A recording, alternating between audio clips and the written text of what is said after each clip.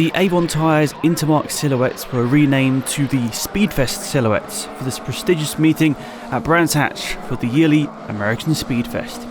Qualifying started on a rather slippery track caused by a combination of earlier rain and also a large amount of oil that was deposited on track after the previous session.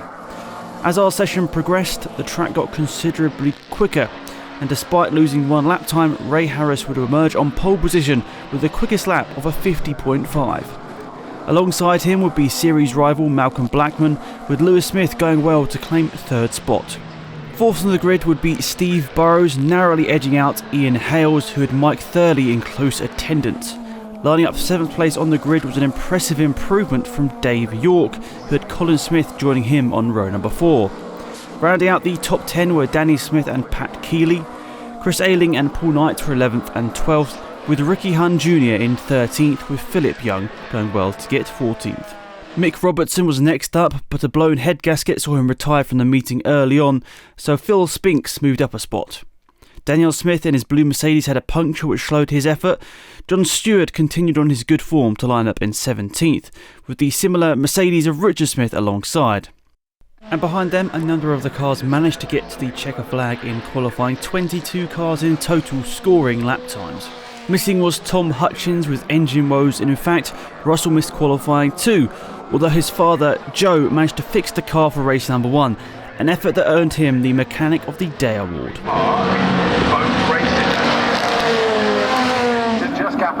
Race 1 got underway and the drivers were battling for position to all try and climb up the order early on.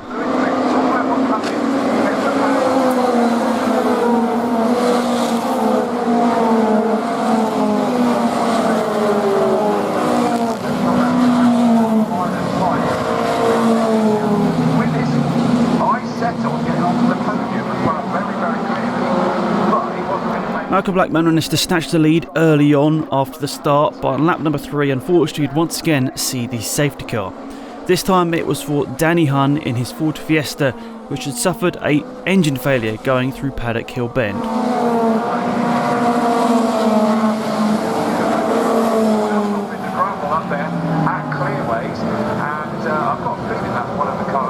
Fortunately, 3 laps later they were racing again as Blackman eased out a small advantage over Harris.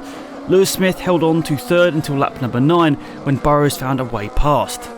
Steve then hunted down Harris and went into 2nd on lap number 13.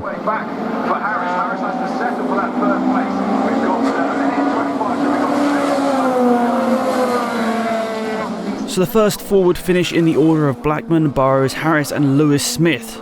Daniel Smith did his usual charge through the field, going from 11th on lap number 1 to 5th by the checkered flag.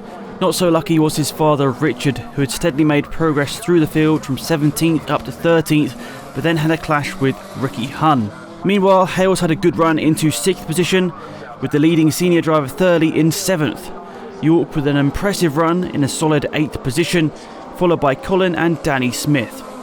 Ayling did well to hold off the advances of Spinks, while Stewart had another consistent drive, this time leading home Young and Russell. 17 cars would make it to the finish. We had 4 DNFs and the disqualification of Ricky Hunn.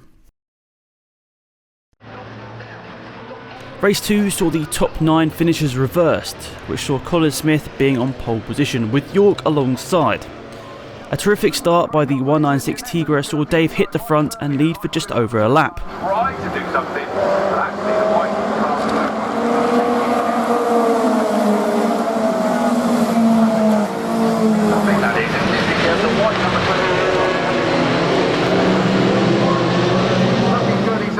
Alongside Mike Birley, the light blue number 29, and in fact he's moving up to 2nd already. What a cracking start that is. Not before that may go, unfortunately, the wrong way, as I've got one of this.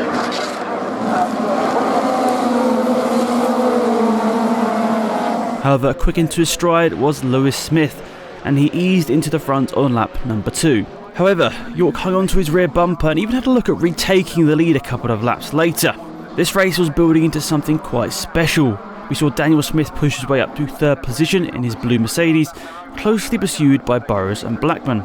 In fact, Daniel set the fastest lap of the race on lap number 5, showing he meant business. Right, pole position for the first race, number 5.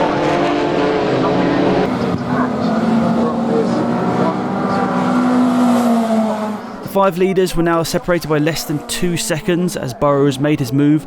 Steve moved into 3rd, then 2nd, and then crucially into the lead on lap number 9. Sadly, things started to unravel on lap number 10.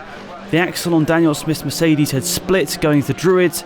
In a shower of sparks, he ground to a halt on the track. As the marshals came to the track to help the stricken car, the 3 leaders would come through: Burrows, Blackman and Lewis Smith. They were all reported for lapping Cox Edge under the yellow flags. As the safety car appeared, it would be obvious that the recovery might take a while. The race was therefore stopped on lap number 13 and the result taken from the previous lap. This was a really unfortunate end to a fantastic race, which unfortunately saw the top 3 later excluded for the yellow flag incident under the safety car. So in the end, the win went the way of Ray Harris. Thurley inherited 2nd position overall and won the Senior Cup, with Ian Hales in 3rd position. Ian also won the Best Prepared Car of the weekend, whilst York won the Driver of the Day award with a fantastic 4th position in race number 2. Connor Smith secured 5th position from Ayling. Unfortunately, because of all that happened in the race, only 11 cars were seen classified finishers. It was an unfortunate end to a fantastic race here at Brands Hatch. However, we look forward to later this month at Cadwell Park, a new challenge for the drivers in a very different circuit. The drivers will be going there with the other CMMCS series on July the 25th. Hopefully we'll all see you there. A fantastic circuit to hold the next round of all of the CMMCS series.